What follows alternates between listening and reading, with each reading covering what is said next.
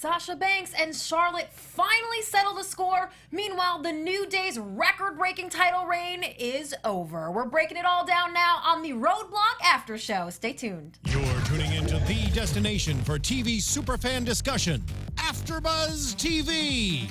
And now, let the buzz begin. Yeah, there it is. We've heard this one a time or two by now. Hey there, everybody. Welcome to the Roadblock End of the Line After Show on AFTERBUZZ TV. They were live in Pittsburgh tonight, and we are live from AFTERBUZZ TV studios. We have the chat roll rolling on YouTube. You guys are giving this one about a 7 out of 10. So we love to hear your thoughts. We are on SoundCloud and iTunes as well. Please give us a 5-star rating, like, comment, subscribe. We want to know what you guys have to say about the show. My name is Christy Olson. Glad to be here with you tonight. You can always reach out to me at Christy Reports. And the gang is all here tonight. To my left, I had to think about that for a second. It's kind of late. You gotta give me that one. At G Hermoza, George Hermoza is here. Hello there. I'm here. You are here. Yeah. And he's excited. You can't tell, but he's super excited. Maven is also here. Oh, Maven. Tough Enough one winner, Maven. Yes. No one knows who that is. No, sorry. So we'll just move on because we know who this guy is. Everyone knows who this guy is. At Steve Kaufmann, you guessed it, Steve Kaufmann. Thank you so much. You can find me on Twitter at Steve Kaufmann. That is Kaufmann. And they all know it by now. You guys can also join us on... Sorry. No, go for it. You guys can also join us on the Swarm. The link is in the description. Unu runs a Swarm. They've been nice enough to do this for us tonight. I'm going to ask a lot of fun questions. We're going to have some fun in the Swarm. Okay, we have no idea what the hell that means, but we are going to find out. We'll explain it to all of you. Rounding out our panel this evening is one Christian Cole. Well, thank you for having me, everybody. Christian Cole, and I'm looking at the Swarm. The question was, who is the sexiest member of the Wyatt family, and we voted no. So that was weird. So big things happening on the Swarm already. Well, we also asked for all of your guys' input, and we had many of you play along in our predictions championship. So we'll be giving you the numbers on that as well. Let's jump right into the show. This one kicked off with a match from Big Cass versus Rusev. Now, this one is pretty much just for bragging rights, for a little revenge, seeing as how Rusev has done some things. Well, he wouldn't have done the things had Enzo not have done some things or attempted to do some things. Okay, things were done. There were scandalous things, if I do say so myself. And somehow Big Cass has to take the brunt of it for Enzo. That's pretty much his role in this, and they've talked a lot about how that's Enzo's role. Enzo is the Joe Pesci to Big Cass's Robert De Niro. Okay. Then he's I like thought you were going to say Daniel Stern. Oh, yeah. That would work too. It's Christmas time. I'll give you that. Daniel Stern. Oh, the Home Alone films, but it's that he's somebody got it. Nobody else. But there's a bit of a bark. There's a bit of a bark to Enzo that Big Cass has to back up. I always get a little frustrated with how they use Rusev, though. Okay. Why? Why? Because he has a legitimate gripe with people messing with his wife, but he's still a bad guy. Like the whole him and Roman thing, I was just, but Rusev should be angry. So what do you think? A turn for Rusev, or what do you want to see happen, Steve Kaufmann? I would love to see. I would Swarm. love to see a Rusev turn, but it sounds like they're just gonna put him in this holding pattern until they need him to like either lose to someone big, so that they'll have him beat somebody big right before it. Well, Big Cass got counted out in this match, and they have already announced that there will be a rematch tomorrow on WWE Raw. So make sure you tune into that. Let's get right into our main show, Roadblock, kicking off with the longest reigning tag team champions of all time, The New Day versus Sheamus and Cesaro. A bit of a makeshift tag team, but who are out for the Raw tag team titles. Now, the New Day had to defeat 4 different teams on Monday Night's Raw to retain the titles and keep that record going. And this one is no easy fate for them, and it doesn't end well either. Let's break it down. Early in this match already, Big E is laid out, and Cesaro sends Kofi flying into the air about 20,000 feet. Big E with a spear to Sheamus off the apron. I mean, this one was brutal. This was a brutal matchup. Do you guys agree? Yeah, I really enjoyed this. I really wish they had announced it before I made the form for our predictions championship, so we don't have percents to share. But I'm really happy that they're giving Cesaro and Sheamus this chance. Mm-hmm. And we just heard a bit of them on Talking Smack, that they're still making it about them Talking Raw. The Raw talk. No, that would be something entirely different as well. Fair enough. But that they're making it about them as singles competitors. Okay. That are paired together to get noticed. Mm-hmm. I also like that begrudging handover at the end. Well, that's right. They weren't really ready to give it up, but the way that this all went down, the way that the finish went down, is a little iffy. So Kofi thought that Cesaro was the legal man, and really the announcers were giving Cesaro credit for essentially sacrificing himself for this win. Did you guys see it that way? Yeah. That they're trying to work together. George, Christian, do you have anything to say about this match? Well, I mean, were you not bored really the by match. it? What's the issue? I'm never bored by Cesaro and Sheamus. Oh, I thought you were going to say by the New Day. Well, no, I mean everyone knows that, but I actually think Cesaro and Sheamus have a lot to offer. And tonight, as we saw on Raw Talking Smack Raw, we also noticed that, like, there was a little bit more camaraderie so maybe they're turning a new leaf. Kind of having each other's back. Like Sheamus, the one calling out, hey, you weren't on the Swiss poster. Sheamus to me is like an underrated guy. I mean, I've had my moments where I've hated Sheamus in the past too and thought that he was being forced down our throat, but I also feel like Sheamus is the one guy who can maintain his heel character and make people laugh, which is a cool thing. And he's a beast, and Cesaro's a beast. And so what will probably happen is we'll have them, represent the tag team division really well over the next few months, and then have a WrestleMania blow off between them. I had between the two of them, yeah. I had like a love-hate with this match and whole thing about it. I thought the match was amazing, really, really great, like a really, really great match. But the fact that I hate, and I said the same thing, or I think I said the same thing with Nikki Bella. I hate that they lose the belt just because they broke the record. Oh, you break the record, now you're going to lose the belt. It's a bit predictable, right? You know what I mean? Like, I feel like, make it unpredictable. Maybe have it like another month. It would have been nice for the New Day to have it maybe for like a 500 days and a nice round number. Yeah. It's easy to remember. Never really been a big fan of like put together teams. I know they've struck gold a few times with previous ones, Big Show and Jericho. And they've also, I don't want to say any bad words because we're a PG, but, they've also did bad stuff on the bed. I don't know how else to say it. Bad stuff on the bed. With like, John Cena and The Miz, former tag team champions. Even like Cody Rhodes and Drew McIntyre, former tag team champions. They were just thrown together. At least Sheamus and Cesaro, they weren't like put together and then the next week they became champions. So I kind of like that they've kind of built a lot since they first got together in that the best of 7. There really isn't the old tag teams of the 90s where it was like dudes came in from the territories and as a tag team like the Midnight Express or the Hardys. It's literally, I think every tag team has been kind of made. Even New Day, who's a famous, awesome over tag team, was put together. So if you give a team enough time to be put together, they can become like a legit tag team in everyone's eyes. The same thing with the New Age Outlaws. They were kind of put together just kind of last minute because they needed something to do. Same thing with the APA. I think Bradshaw was like, oh, Vince Russo put us together because he had nothing for us. Yeah. And look at them now, Yeah. But I mean, I like them, that what they've become. I didn't like the way or why they were put together because maybe they needed something to do. But now I like, the camaraderie. I love that entrance with like Cesaro all coming out first, and then Sheamus kind of coming out, and then kind of Cesaro back to back. I think that's visually amazing. Yeah. But again, love the match. Just don't like the fact that they lost it just because they just broke the record. Right. It would have been cool. Like I think Nikki Bella should have had a little bit longer too, But I think the timeline of Cesaro and Sheamus that they presented, it was like 3 or 4 months ago when they did the best of 7 and then they paired them up. I think had it not been for the record, this would have happened immediately after they paired them up. Yeah.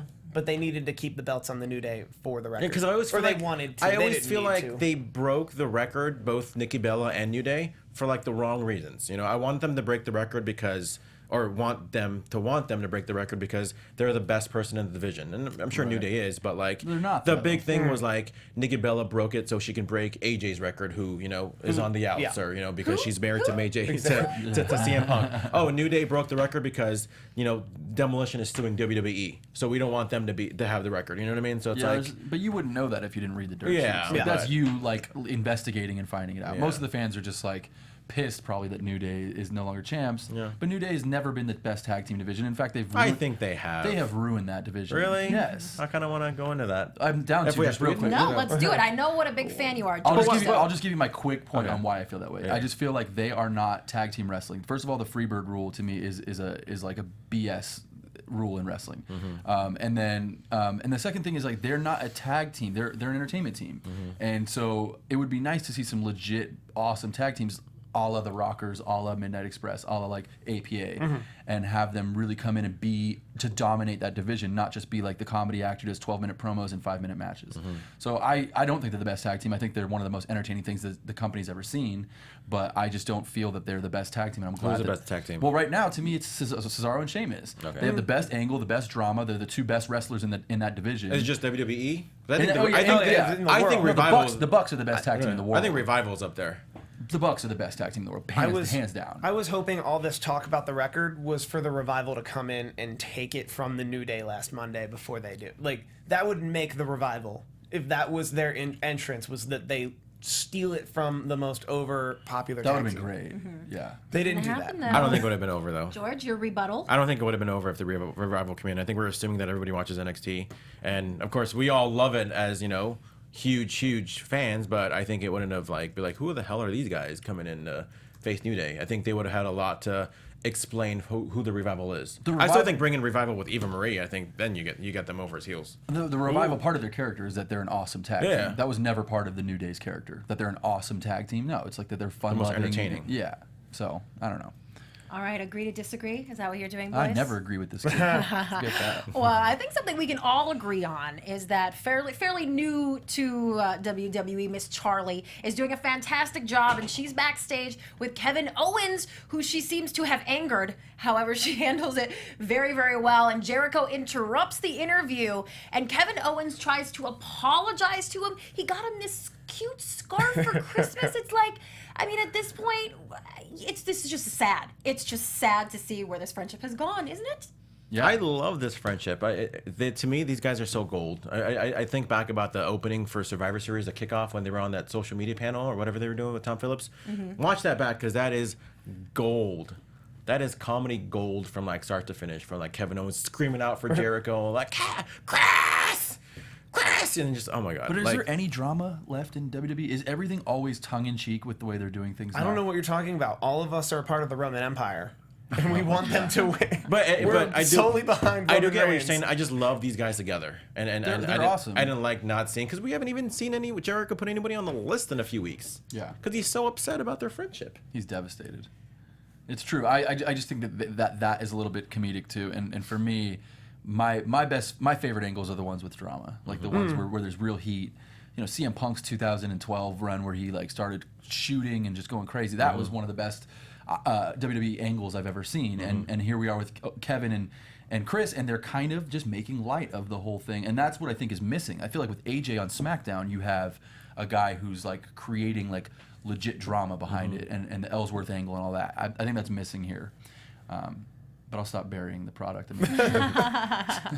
Well, I can't wait to hear what you guys had to say about this next matchup. Sami Zayn versus Braun Strowman, and they get 10 minutes. Sami was finally granted this match by Mick Foley on Raw after a false trade where they teased maybe Eva Marie coming to Raw.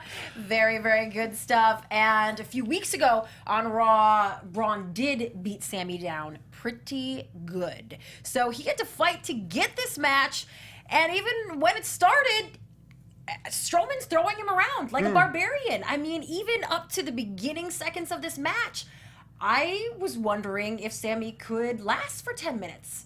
What did you guys think going into this one? I'm not a fan of beat the clock matches like this, because what you're saying is it's inherent that Sami Zayn can't beat Braun Strowman. which is a rough line to even walk. So what you're saying is if he can't beat him, it's just can he survive 10 minutes? Yeah.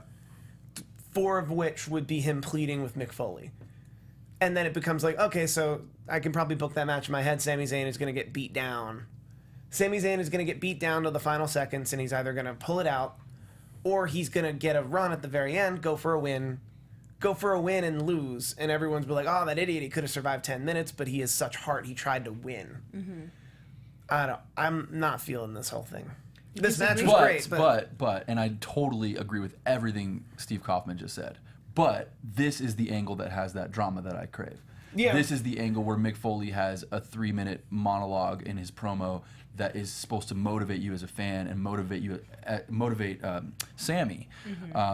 And so yeah, I agree. It buries Sami to put him in a 10. Like, can you possibly survive with this dude who was in the Rosebuds last year? And you're a 20-year veteran, one of the best wrestlers in the world. Can you survive? But it's the drama that I want as a fan, to see like Sami get in his face on Raw last week and literally tell him like, you know, you have to give me this. I am you. You are me. That was so real. Oh, it's a shoot, man. You know what I mean? Like, he really feels passionate about that. And I feel passionate about him turning back into El Generico. I like the drama. I like the drama. I didn't like the execution though. Like in the middle of the match, especially toward the end, you had like, you know, when Mick Foley first came out and with the towel, and Sami Zayn's like, no, don't throw the towel. Literally, Braun Strowman was just standing there. Like, dude, you're this monster. What are you doing just standing there? Beat the crap out of Sami Zayn. Throw him in the ring and end the match. Yeah, like, what are you doing just standing there? Also, does Mick Foley have the authority to throw in the towel for Sami Zayn? Like, he set the match, survived 10 minutes. That's a good point. If Braun Strowman wants to end the match, he'll end the match. If Braun Strowman just wants to beat down on Sami Zayn the entire time, that's fair. That's how I think. That was a bit of a fallacy for me, but I understand the drama. It's really good. Like when I see great acting in wrestling, it's one of my favorite things, because wrestling has a lot of bad acting sometimes. I'm kind of over Mick Foley yelling all the time. I get that too. I do, but I feel like his promo on Raw was really solid. Like him just challenging him, and they looked each other in the eyes the entire time, and just that intense eye contact, and it was real. You know what I mean? So Mick can get away with doing that. It's just they kind of book it every week where he's in Charlotte's face, he's in Sasha's face. Like sometimes you don't need to yell to make your point across. You know, I feel like Mick Foley. You look back at his old school promos, like in ECW, like he wasn't always yelling. He was like up and down all the time. I like that kind of promo. When Mick he Foley. yells, though, it reminds me of Mankind a little bit, because his voice starts to crack a little bit, and that's my favorite. Let's just hope his teeth doesn't come out. Yelling this time. That was terrible. Well, you're not going to see him on WWE TV for at least a few weeks. WWE has confirmed that he's taking time off to spend some time with his family, while there are dirt sheet reports that he's getting a hip replacement. I'm going to make a little bet that the reason he won't be on TV is because on Monday we're going to see Santa Claus Mick, and so it's a rib. Yep. Yeah, it's not going to be. Mick Foley won't be there, but Santa Claus will. Was it a press release or just a tweet? Yeah, that's just my thought. It was like a statement. Not a full press release, but it was like an official statement. I feel like it would have been. Think you're right. I feel like it would have been a press release if it were official. I think it's more a statement to fool you into thinking it's a press release. I like that. Where's Mick Foley going? Oh, ho, there he is. Yeah. Yeah. Oh, see, they had me. Good thing you guys are But I might be here. wrong. Maybe you're right. I think they're not even going to mention it. I feel like Stephanie's there. You know, sometimes Daniel Bryan isn't on every SmackDown. Right. You know, so I don't know. I'm going to ask the Swarm. Santa Foley tomorrow night. Let's see. Well, let's get right back into the match, because I have a question for you guys. I felt that after 10 minutes and after Mick coming in and Sami, you know, very ceremoniously kind of gaining the upper hand at the end, for him to just sort of run out of time and deliver a quick haluva kick, it seemed like not enough of a finish for me. Did you guys agree? It seemed like they ran out of time, didn't it? Yeah, but that was the point of the, like, that was the conceit of the match. Okay, it seemed like they ran out of time for whatever they had choreographed to actually happen. She's saying like shoot ran out. Oh. Yeah. I don't think I saw it that way. I get that the clock was set at 10 minutes and I had to go to zero eventually. But I think that's also part of the problem of a survive 10 minutes match. Is you can't plan a really good finish. You can't plan a really good finish if the finish is the clock runs out. I'm not really a big fan of these timed matches. There's 2 time matches today. Yeah, that's a little strange. Well, because I think you're right. That is the problem with them. God, can he survive? How disrespectful is that? It's pretty disrespectful. I wonder what our fans thought. And even so, too, where it's like, I think he just fought Curtis Axel on Raw. Like, do you not care about Curtis Axel? Well, no. Oh yeah. You don't remember that? I mean, social outcast. Come on. Well, Braun Strowman is unable to take Sami Zayn down. Therefore, Sami is declared the winner of this matchup. Let's check in with all of you guys and see what you had to say about this one. 61.5% of you Good thought job. that Sami was going to take this one versus 36.5% being behind Braun Strowman. So, way to predict it, guys. Yeah, very good. I love it. There are a lot of percents like this tonight. The booking-wise, there were a lot of matches that people genuinely couldn't pick. So the 1.9 middle is like people were like, oh. No contest, other, Okay. Good. ring breaks, Sami power goes out. Zayn survived. Good for him. Yeah. He's And alive today. When I wrote that question, I had to specifically specify he will win by surviving 10 minutes. I mean, it's just crazy. Sami Zayn is one of the best wrestlers on planet Earth. Take off the checkered pants, put him in the Generico mask. Okay. If you've never seen El So Generico, no pants, look just him the up. mask. Just the mask Okay. only. Okay. Well, and then yeah, let him be Generico. See, I like the guy speaks 5 languages. Let him do it. I like the tights that he had with all the flags because I think there's a lot the flags story tights to were tell. dope. Yeah. You know, for the commentators, just Yes. like, hey, listen, he's got the tights because that's where he wrestled all over the world. You know. Right. But now he's just a survivor. Yeah. Good for him. We should come out to that Beyonce song from now on. That was a Destiny's Child song, actually. My bad. Remember that? Christy Olson. Remember my when bad. she had backup singers? All right. Well, let's get to Chris Jericho versus Seth Rollins. We talked about this a little bit. This matchup is for revenge only, seeing as how Chris Jericho cost Seth Rollins a Universal title shot. And Seth seemingly got his revenge on Raw when he pedigreed Jericho onto the roof of a car, but he is not done yet. He still wants another piece of Jericho, who, in my opinion, got kind of an unexpected amount of offense in the beginning of this match. So it was off to a great start, I thought. How did you guys think this one went? Steve? It was a fun match. It was a good match. I feel like we've kind of seen this match, some iteration of this match a couple times. Absolutely. That's what the theme is for this yeah. pay-per-view. This pay-per-view was like that. Of just a lot of like, hey, you've seen this on Raw, but now you're going to... But have you seen this on Roadblock? Yeah. It's the end of the line. Because there was another Roadblock in 2016. So that's why they got to pull out the antics. At one point, Jericho hides behind the ref and then rakes Rollins in the eyes. Jericho gets Rollins into the walls of Jericho twice at one point, and then who should appear? Who do we think would be invested in this storyline? One, Kevin Owens runs in and tries to intervene. Jericho yells at him, but it's enough of a distraction.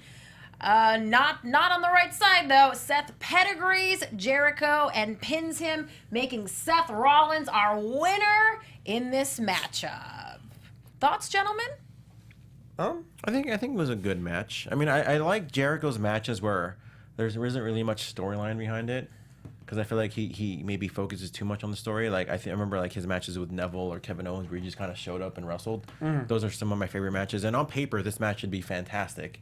But it was good. I mean, I don't think it's gonna be top matches, top 20 of the 2016, but you know. But if I told you like a couple years ago that I was going to put Tyler Black, Seth Rollins in the ring with a Hall of Famer Chris Jericho, you would want them to go for a 5-star match. Yeah. You would want the storyline. You would want the build. See, I don't care about the storyline because Jericho and Neville didn't have a storyline. The match was fantastic. True. No, I'm not saying that. Like, all I'm saying is that these matches like shouldn't cut corners with this. And I did feel like there was a little. I thought lack of it story started here. off a little slow, but I think it picked up a Not the lot. match. I thought the build for the match was like not really. This was more about build was Kevin okay. and Roman. Yeah, This I was feel like the it was like their ancillary- buddies. Yeah. Something for them to do. I mean, I think there was even a stat where like for the first time like over a year and a half, Rollins isn't in a championship match. Did we reveal our fans yet? Because I want to touch on their. No, let's do it. Let's do it, because this is crazy lopsided. Over 90% of you thought Seth Rollins was going to be victorious in this match versus 7.7. Ooh, lucky for Chris Jericho, but not so lucky for Chris Jericho. And Christy Olson, that speaks to my point. Like, that's what I'm saying. If the fans are at 9 out of 10 fans know what's going to happen, in fact, like 9.2, because only 7% or 8% thought that Chris would win, that should be a that number should be in the middle more. Anytime we see fans going 50-50 or 60-40, that's when we know there was a great build for a match. And so to me, when you see these high numbers, it's not just smart wrestling fans who think that Seth Rollins has a better chance of winning because he's younger and they need to push him more. It's literally because there's no reason for Chris to win this match. Give us more of a reason to find that. And Chris Jericho is one of the greatest of all time. He shouldn't be polling at 7.7. Come on. Not that the fans did anything wrong. But he should show up. The storyline should be so credible that he stays credible. But Jericho might win. Right.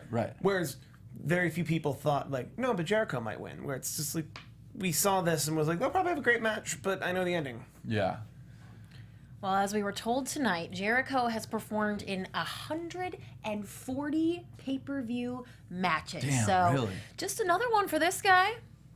Thank you for that, is he like a Andrea. record holder? No, he's like 5th or 6th. I'm sure like Triple H, Taker, and Cena are up top 3. But even with Chris's run Kane these is last up couple there, too. years, Triple H still has him? Because Chris is still working all the pay-per-views. I mean, So it's Game works Kane as one well. a year. But Chris is gone for like a year at a time too. Right.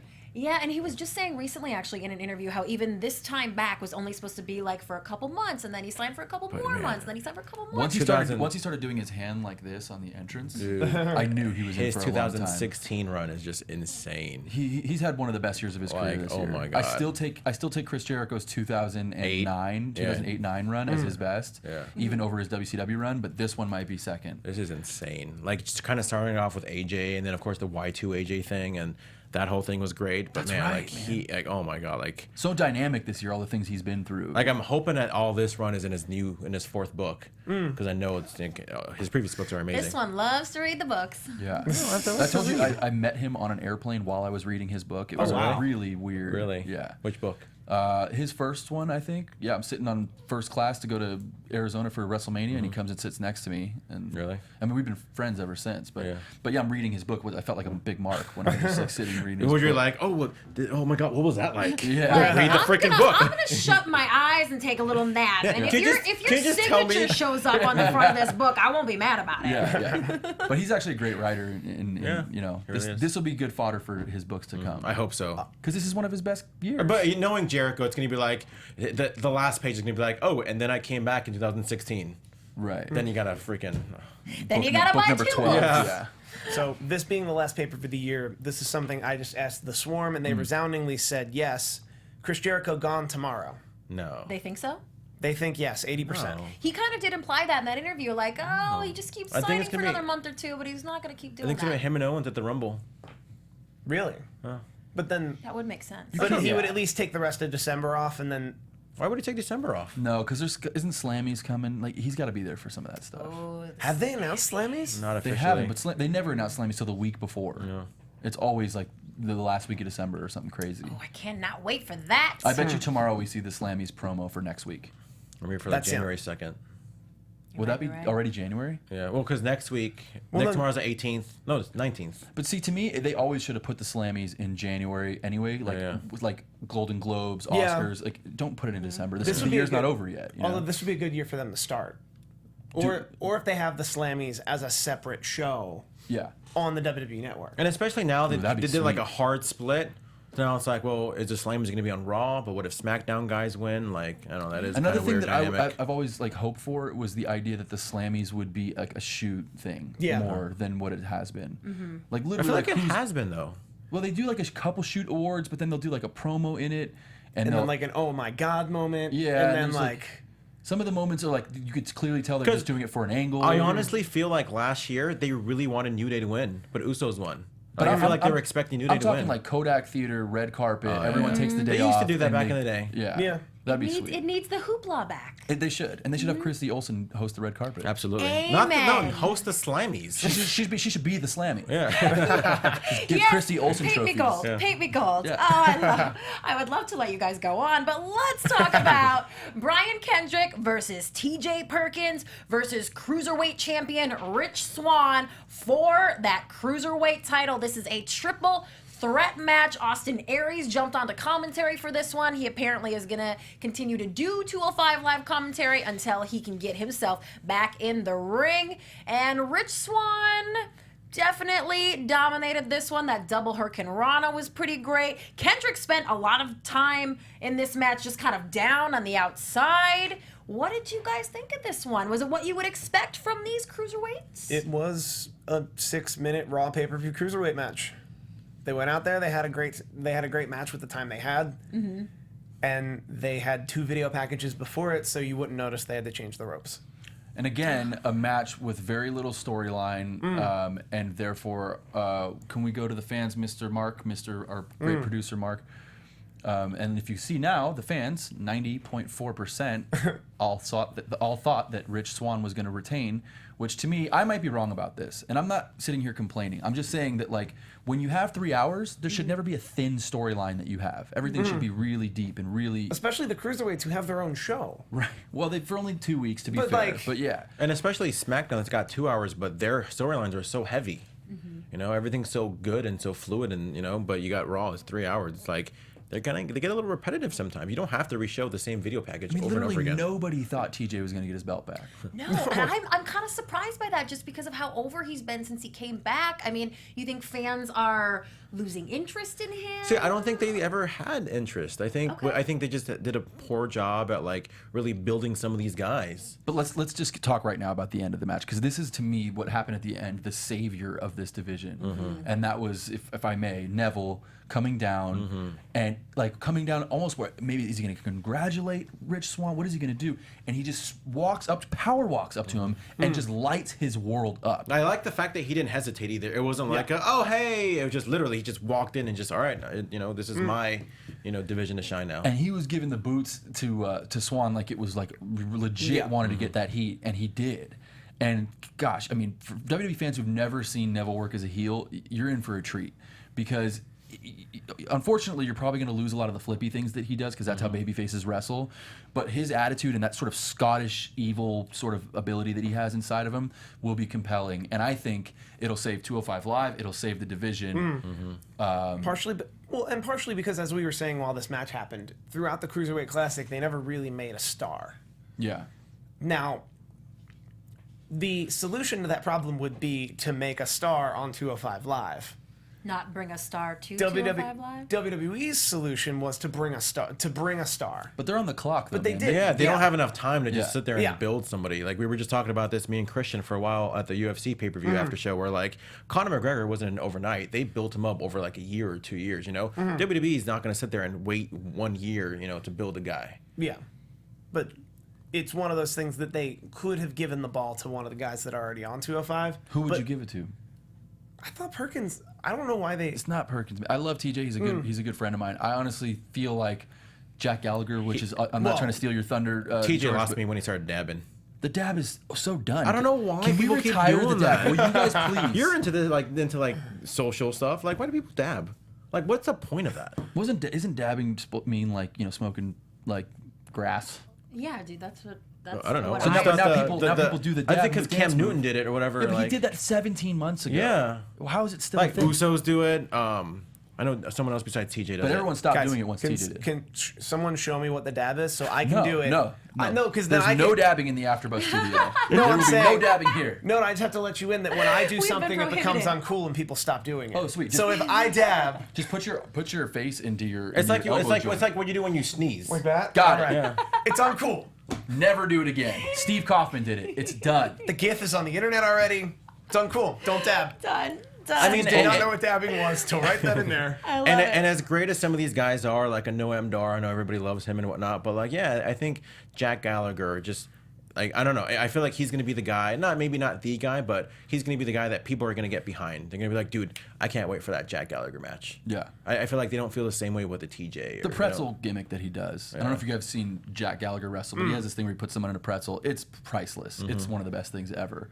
Can he be a champion with that type of sort of gimmicky thing? Who knows? The mustache, the whole. It didn't work for that tag team, the Vaudevillains, and he's kind of taking that now. Yeah. So I don't know, man.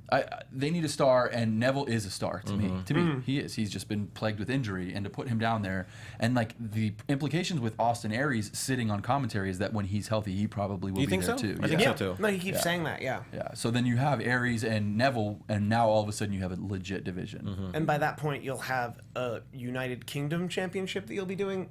But I don't think that's coming to Raw. I don't think it's coming to Raw or SmackDown or anything like I that. don't know. My prediction is that 205 Live transitions to be WWE Network Live, and it has those 2 belts and maybe a 3rd belt that's separate from all the other things. Your theory would be that they would have a WWE Network title, correct? Yes, a WWE Which would be Network sweet. Like title that can only be defended on the WWE Network, so only pay-per-views, NXTs, or WWE Network It's like a Live. TV Because the championship. big Yeah, thing exactly. too is like the crowd. I think the fact that 205 Live is in front of that SmackDown crowd, or in some cases Raw, it's like sometimes it kind of hurts because it's like after the show.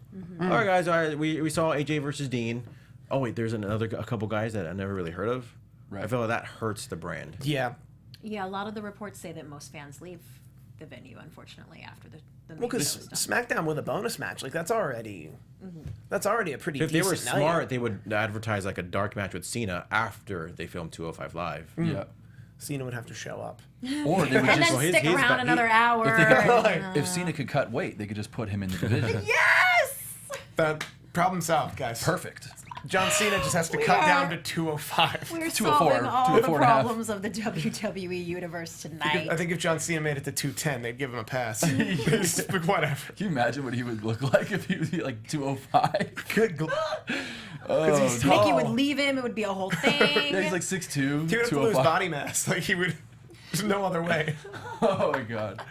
Well, someone who's slightly smaller than John Cena is the former Raw Women's Champion Sasha Banks, who went up against Charlotte tonight for the Raw Women's title. These ladies have gone back and forth. The title has changed hands. Is it 5 times in 4 months? Right? I mean, George doesn't even know the Let's see, statistic. it was That's how many July, then times. SummerSlam, then Raw again, then Hell in a Cell, then Raw again. So that's Yeah, 6. so yeah, 5 times in 4 months. These ladies have it out for each other, and WWE announced that there would be no rematch. They're saying this really is the end of the line for Sasha Banks and Charlotte. So, were you guys satisfied with this match? If it's gonna be their final tete-a-tete? I was very satisfied with this match. As a match, I'm interested to see because they haven't done a great job building up the next thing for this division. So I'm very interested to see who else they're gonna use. Are you just looking at pictures of the Miz while you're talking? No, I'm on WWE Superstars page, so I just have a better understanding of the women on Raw. Gotcha. So, Yeah, while you're doing that, I'll mention to you guys that with this match, you saw pretty much not one of their best matches be the ending of this feud. Yeah. This was a good match. It's not that it wasn't. It was just that, we just came off this huge high with the Cell.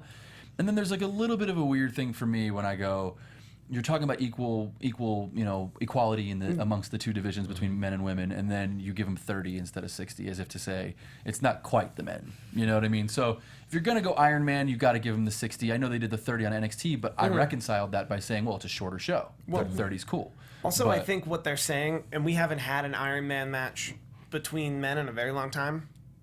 Correct me if I'm wrong. I believe what they're saying is that if the men were to have an Iron Man match tomorrow, it would also be 30 minutes. Why? Because Bret Hart doesn't exist? Like pretty much. But I'm not saying it's right. I'm saying that's what they're saying, that the stipulation of an Iron Man match, you can't call it an Iron Woman match if women are in it, which I think is stupid, and B is 30 minutes. That's the set amount of time instead of 60. Well, I don't buy it. I don't like it. I think these women can go 60 minutes, and I would love to have seen them go 60 minutes. I don't know, for all the fans watching who are around my age or older, who saw Bret Hart and Steve Austin run that 60 minutes, there wasn't a dull moment in that match. They killed it for 60 minutes. This match had I love the story behind that match. This match between Charlotte and Sasha had its ebbs and flows. It did. And so, and not because they couldn't have done it right. It was just that it was 30 and it was the 47th time they fought. So I think it's a great thing that Charlotte ends up winning the strap, because Charlotte to me is the person who should be carrying the division. But to the idea that now Sasha loses her title and, well, they can't fight again because we said so, is just a little hard for me to swallow. That's a good point. Yeah, just to throw it out there, Kurt Angle and Shawn Michaels did have an Iron Man match for 30 minutes. Did they? But it was on Raw. So I don't know, maybe that kind of, It was on 2-hour Raw. No, it was on the first ever 3-hour Raw. Wow. Back in 2005. It's almost as if WWE is making their own rules. I think it was like October 4th, 2005. It was their first show back on the USA Network. Yep. So they had to do big. George, those 3 hours from way Dallas, too many Texas. Of these facts. And you do too, Kaufman. Like, both of you guys know They're from way Dallas, too Texas, much by the way. Because Kurt you Angle, knew that what city it was in. Yeah, it was at the Reunion Arena. Because I believe Kurt Angle was on SmackDown then. And No, he had just got drafted wrong. He'd just gone, okay. Yeah. Look at you. You just, This was got beat, Kaufman. Okay, but this was after the WrestleMania in Los Angeles where they had a very undersung match. Yeah. Kurt Angle, Shawn Michaels at WrestleMania 21, thank you. LA. Yep. Staples Center. All right, so when we're discussing this one in 20 years, what will we be saying? I like, again, this is another love-hate with this match because I get the idea and the concept of the Iron Man match. I just hate knowing when a match is going to finish. So my favorite part of this one was the overtime. Because I think it hasn't, going back to Iron Man matches, it was, WrestleMania 12, but every other Iron Man match that we saw had, it ended after the 60 minutes because it wasn't tied. I don't know. I just don't like knowing when a match. Some of the best thing about wrestling is not knowing when it's going to end. Absolutely. The 1, 2, the false finishes. That's my favorite part about one of my favorite parts about wrestling. Sure. So we essentially couldn't predict the end of this one as it went into sudden death overtime. So you got your more than 30. Yeah, like I said. boys. So love hate. I didn't like the concept or why, but. Then it went to overtime. I'm like, all right, now I'm gonna watch. How about Sasha getting busted open? Bleeding profusely. That kind of, for the moment, whether it was hard way or whether it was whatever, that moment brought me back in a little bit because I remembered Austin bleeding. You know what I mean? And it just reminded me of this. And I'm sure Sasha, as much pain as she's in, probably dug the fact that there was color because she knows Austin and Austin and Hitman more than anybody. She's a student of the game. You know what I mean? So, but that was crazy. So much blood. Did anybody see what happened? Because no. it was while Charlotte was working the leg.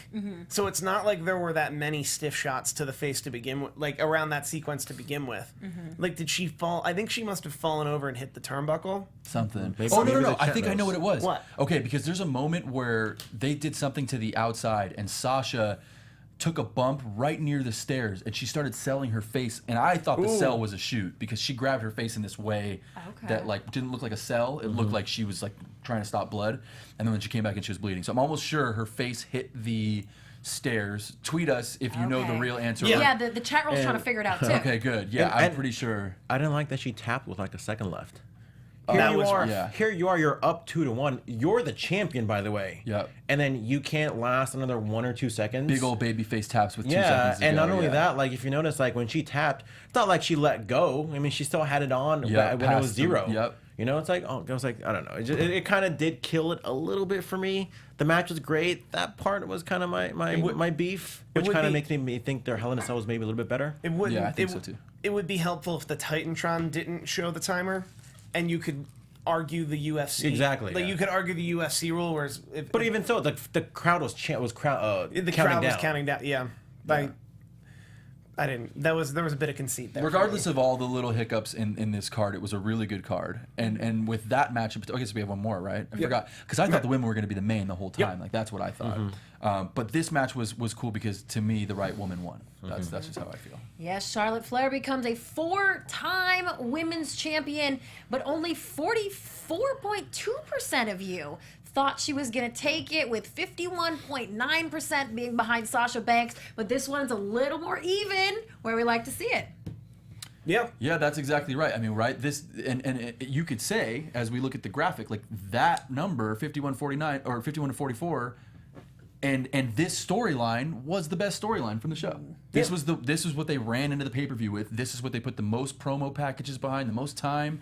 And here it is. The fans don't know who's going to win because it was a great story, and that makes for a great finish. And yeah, so kudos to the fans for well, who had the edge on that one? They actually Sasha. They got it wrong. Okay, they got Sasha it wrong. had the edge. Well, then too bad for you fans. You guys messed it up. They didn't really care for the tapping in the last few seconds either. That was just rough. She's a huge baby face. Like, what are we doing here? Well, let's move on to our main event of the evening. Roman Reigns versus Kevin Owens for the Universal Championship. The action goes the outside really quickly on this one. It gets dirty.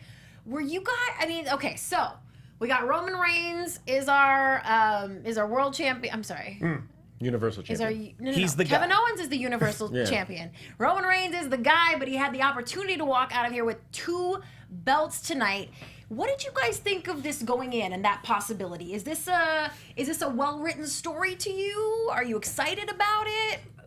I'm a little iffy? A little iffy on the whole idea of, we're out of, Kevin Owens has fought Seth Rollins enough. We're out of stuff for Kevin Owens to do. Let's bring in Roman Reigns. That they didn't have. I guess the plan was for it to be Kevin Owens, Roman Reigns about this point, where the plan could have just as easily been Cesaro, Sheamus. Just thinking of some single guys right now. Maybe Kaz is a dark horse. But that's what you're saying is so perfect to me, because me and him, we have the same like brain function going on. And what I'm feeling from you is this. This is what SmackDown gets right that Raw doesn't get right. Literally, James Ellsworth is one of the #1 contenders. How shocking is that? Then they have a #1 contendership match, and the guy who almost got fired and continuously comes up short wins, and now Dolph Ziggler is the #1 contender for the WWE Championship. Because you know why? Because no one would have predicted that. And I guarantee you that was their plan 2 months ago. Yeah, and if it was, it's brilliant, because what you're doing to your fans is you're giving them unpredictability. Jim Ross used to say all the time, anything is possible in WWE. Anything is possible. And like, that was my favorite thing, was I knew that was true. I would watch and you'd have no idea what was going to happen. Unless, Shivani announced it on Nitro 3 hours before. But I'll put some butts in the seats. In this case, you have Roman Reigns once again dancing around that title, no matter who has it. This was actually a pretty awesome match. Yeah. And both of these guys can work, regardless of your opinion of Roman Reigns. I'm sure a lot of people were watching on the internet. They probably don't like Roman Reigns. I think he's a hell of a worker, and I just happen to think he's also the most attractive man in WWE. Oh wow! In a And he has totally no straight problem way. saying it. Yeah, I have no problem with that. He really is. His look is great. George Hermoza doesn't like his vest. I think it's got that D'Lo Brown vest, and I think that his look hasn't evolved from the Shield. No, I think George and I are on the same wavelength that I don't like the vest at all. Can we get a vote on the vest? Please? All right, we're going on to Unu now. Can we swarm the vest? We need to get a vote on this vest. And I look at it, I think that it's definitely like a little toyish looking, but the tattoo on one arm, and anyway, we're going too deep into his look. It didn't save him tonight. He almost faded away a couple times during this matchup and ended up broken through a broken table. You know what I mean. Roman Reigns. Splashed through a table. Yes, broken Roman Reigns.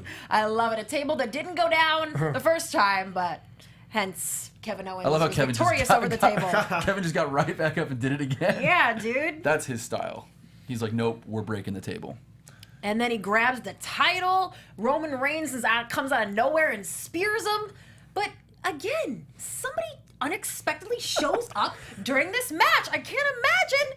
Jericho appears.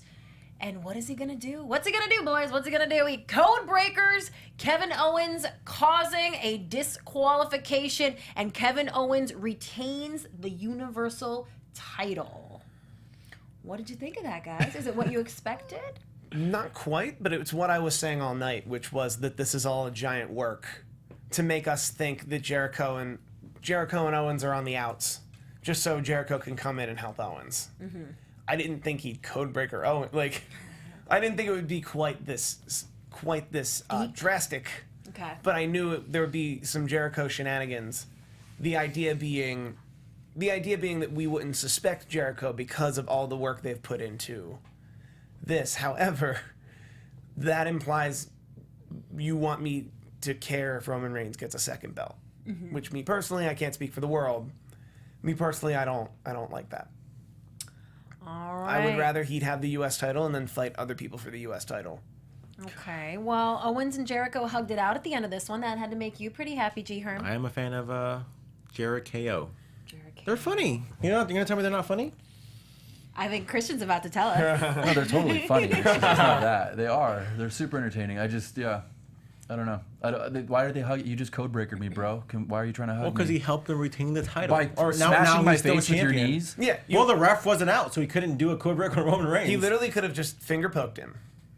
It could have been That's true. Finger Poke of Doom 2.0. Of just, if he literally does that and then Owens falls, I think that would have actually been more fitting to their... Because what we really missed here was a reveal that this was the plan all along. And something like that would have made it much more clear. I don't think that was a plan. Because I think Kevin Owens was legitimately surprised at But I loved Owens' sell after he took that bump. But I would have got up like, whoa. He's got the best sells ever. I also would have preferred this was the plan all along. But that's just me. Well, clearly the plan for WWE is to continue running with these two for a while, because that's what happened, right? I think they're going to be Rumble. I think they're going to be Rumble opponents. So can we do a quick prediction? What the Rumble is going to be what then? For which title? Whoever wins I think it's going to be Rumble. 50, I think it's going to be 15. So if it's a SmackDown guy, then he goes after AJ's It's going to be belt. 15 Raw, 15 SmackDown. Winner chooses. Because I didn't think about it till right now how irrelevant that match kind of becomes now. Because it's I don't know, it's weird. Don't you think? Because it was always cool that everyone was in that match for one belt, and now there's two. I think the two, the Royal Rumble was never devalued by the brand split. I also like the idea, although it only has happened like twice, that if you win the Royal Rumble, you can switch brands. So I don't know if they're going to do that. I'll wait and see if they're going to do that. That would be juicy. But like hypothetically, they're not going this route at all. But hypothetically, Sami Zayn gets so upset with Mick Foley, or Mick Foley gets so upset with Sami Zayn that Sami Zayn gets traded to SmackDown for Eva Marie. That actually happens. And then Sami Zayn from now to the Rumble on SmackDown proves himself, and then he wins the Royal Rumble, and then he comes back to fight his arch nemesis Kevin Owens. Like, that would be juicy storytelling that would make not only the Royal Rumble match cool, but make Sami Zayn in a very short period of time come over and say, "You said I couldn't have it." But instead, it'll probably be it'll probably be Roman Reigns defending the Universal title against Triple H with Shawn Michaels as the referee. That's probably what's going to happen. You forgot Taker as the timekeeper. Taker will be the timekeeper indeed. I'm thinking it's going to be Taker and AJ at Rumble. Taker I would and love AJ that. at Rumble. They've been teasing that. Why wouldn't they save that one for Mania? I think it's going to be Taker Cena. I would love Taker Cena at Rumble. I would also love Taker Owens at I would love Taker Cena at Mania. I would also love Taker Owens at Mania. A lot of talk of Owens winning the Rumble. See, I want to see Brock and Kevin then he'd Owens have or to. something. Then he would drop the belt next week. That's what the dirt sheets say. I know, then that's interesting. Then Jericho could take the belt. We're at the reckless Let's- speculation. I want to see Jericho win the belt, even if it's for like a day. Yeah. Like he wins at Rumble and then Just to loses cap- it the day after. just to cap this 2016 for him. Yeah. It would be nice. He's really had such a great run now, and I don't think anybody thinks Chris Jericho's going to get the title back ever, either one of the main heavyweight titles. It would be sweet to have. That's what we want, unpredictability. Put it on Chris. You know what I mean? And it's not like you're putting it on like a guy who won't, come through. He's already coming through. And do it tomorrow night or next Monday night unannounced. And by the way, this Chris Jericho run that we've seen over this last 2 weeks or so is teasing a babyface run that he's never really done before. I really didn't like his 2014 babyface run. It was a little too forced. It was a little too Fozzy for me. If you actually have him become this babyface that's a little bit like chip on his shoulder type babyface, I think Chris can really kick butt with that. So it'd be cool to see him as a title. Who said that? You said that? Yeah. You should be Booker for WWE. I keep sending them my resume. And do they ignore you? They completely ignore it. Damn. Do you know anybody there? I know a couple people. All right, we need to get on They this. ignore me too. You know them, but they don't know you. They don't know who I am. We are not ignoring our predictions here. 76.9% of you thought that Kevin Owens was going to win versus 17.3% behind our U.S. champion Roman Reigns. See, so a storyline that was built in a mediocre fashion had a more mediocre type of it's not 90 to 10 now. And they put some effort into this one. But I thought that the writers kind of split their time between this one and then the Rollins and Jericho. Yeah. And it left both of them feeling a little thin. And why not be title for title? Can we just get it? That would have been fun. Can I get some Ultimate Warrior action? You know what I mean? Why But that not? would have also given a lot more weight. That I would have felt for Roman Reigns more and been down for him doing the powerbomb city he did at the end if he lost the U.S. title tonight. Yeah. to Kevin Owens, who's literally just gonna relinquish it tomorrow night. Or at least they should have just had the actual match, because it's not like this match ended in a pinfall anyways. Yeah. You know? Yeah. They could have had it. And Yeah, actually, you're right. This could have been title versus title because it ended in a DQ. I wanted Jericho to beat Roman Reigns a few weeks ago for the U.S. belt, and then maybe that would have put Jericho and Rollins for the U.S. belt. Also a great possibility to get. But we need Owens needs another opponent other than Jericho. But he's paired with like that. That's a 3 month. That's a 3 week to 3 month burn to him and Jericho. He needed, like, honestly, Big Cass tonight would have been cool. Mm-hmm. If you say the 30-minute Iron Man match is the main event, as it should be, we're going to promote it as such. Also, Kevin Owens is defending the Universal Championship against Big Cass. Big Cass won a thing. Well, how close is Finn Balor to coming back? Not close. Okay. Really? I kind of figured him. Last I heard, not the Rumble. Yeah. Correct me if Well, I'm you wrong. if you put Jericho with Owens and then maybe Finn Balor, maybe setting up just in time for WrestleMania. That would Interesting. suck if you can't do WrestleMania. He's not over enough to do WrestleMania. They needed this year to build. They needed Finn Balor. They needed August to now Yeah. to get Finn Balor where he could have been to do Mania. Also, if we're talking Undertaker Mania opponents, Nakamura would be a dark horse. And you don't even call him up. He comes up to face Taker, and then he stays down in NXT. Sad. Oh God, that was horrible. What? Well, I like the fantasy booking, but as soon as you say that he has to like live there in NXT, it's like no longer good. No, but I mean that he's NXT champion Shinsuke Nakamura facing the dead man at WrestleMania. There are certain matches that we're running out of time. You know what I mean? Mm-hmm. There are certain matches that we need to get in the next year, or else we're gonna. I mean, like look at John Cena's 39. Right. Like there's a few opponents that he should be fighting over this next year. I mean, I know he fought Taker a lot, but he never did a big Mania match with Taker. To me, it's like you need to like if you're the WWE bookers and writers, you need to take some of these guys that are in their early 50s, and then some of the other guys that are in their late 30s, the Ortons, and not have 6-month programs with those guys. Let them kind of get through some of these young guys and give them great matches the way Chris has done, frankly, over the last 2 years. If you can have Randy Orton work some of these guys, that we can see some of these matches before these guys retire. Because when you're 39 years old, you take one bump and it's over. And we saw that with Edge, and then we ended up never seeing Edge, Daniel Bryan. We ended up, never seeing some of these great matches. I would love to see John Cena work some people here. I would love to see Taker. If 2017 is his last year, I would love to see him on 5 pay-per-views this year. Just really just go all out, work a few of the kids, get them over in whatever way. Show up on Raw show up on a Raw pay-per-view just because he can. Right. Because he's Undertaker. Yeah. What are you going to do to Undertaker? You can't constrain Undertaker to a brand. His He wants soul to fight Kevin. travels between brands. He wants to fight Kevin Owens, so he's gonna fight Kevin Owens. Like, I would love that. Yeah. In 2017 to get 7. The chat roll is all over with giving their Taker their fantasy Taker bookings. Nice. But also Tina said that Finn Balor said he'll be back by WrestleMania, but Okay. no word about him coming back any sooner than that. He is 35 years old, by the way. He looks like he's 16. So. He really, really does. And meanwhile, the ladies of WWE have made headlines on social media tonight following this Roadblock show. Emelina was on saying that she deserves to be there. She should have gotten a title run by now. And it seems to be, shoot, she's serious. You love all the gossip. I love I that. do love it. I do love it. Well, It helps our show because now we get to all know who's got like real heat. Right? Because And Christy this- Olson comes in here and tells us about it. this is what the chat roll is discussing. They're all angry with Charlotte. She compared herself to Undertaker earlier nice. this evening, I think on God, she Twitter, on knows how to some get form heat. of social media. She knows how to get heat. She's the best. dude. She literally is a chip off the old block. Like you come in and compare yourself to Undertaker. I bet you when she walked in the back after that, Taker probably shook her hand and was like, "Good job." You know what I mean? Get your heat, girl. Like that's the way to do it.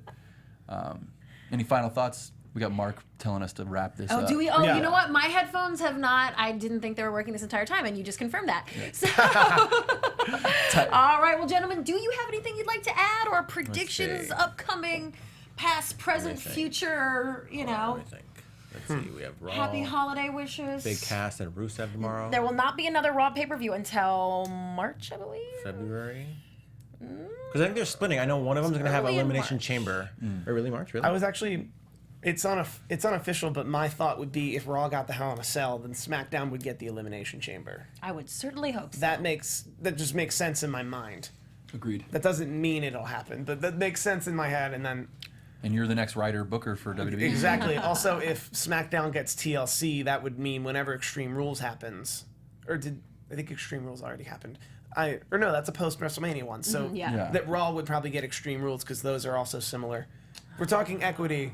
I mentioned this earlier. Sometimes I think about this more than they do, or think about these things like that.